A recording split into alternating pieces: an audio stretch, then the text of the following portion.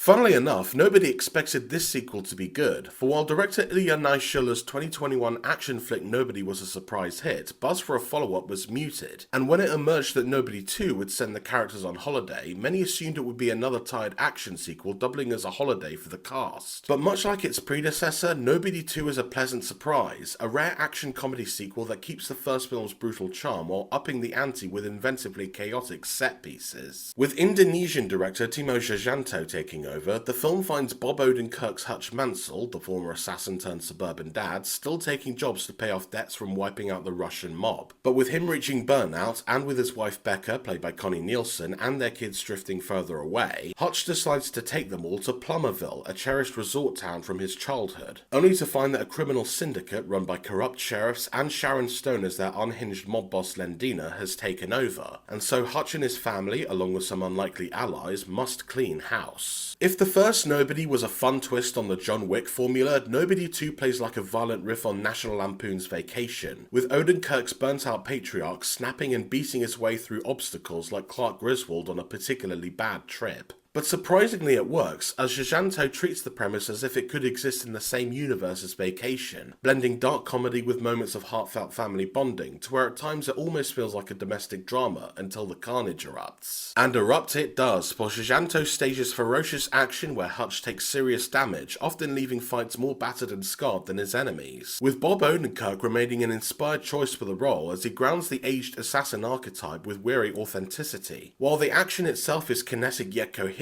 embracing cartoonish extremes with villains played by the likes of Sharon Stone, who gleefully chews scenes as if her character from Casino morphed into the Joker. The film takes a little while to find its rhythm, its first act bogged down in suburban malaise and near shot-for-shot callbacks to the original. But once Hutch cuts loose, Nobody 2 builds momentum from a duck boat brawl, this film's answer to the bus fight from the first movie, to a deliriously over-the-top climax where Hutch and company home alone the living hell out of an entire theme park, using attractions like ball pits and water slides for carnage worthy of an 80s Schwarzenegger movie, in a finale that is honestly worth the ticket price alone. Whether the 4-star Nobody 2 matches or merely equals the original is debatable, as both films share a surprisingly similar amount of charm, energy, and sheer entertainment value. But whichever one you pick, you're bound to have a good time, and that's something nobody can deny.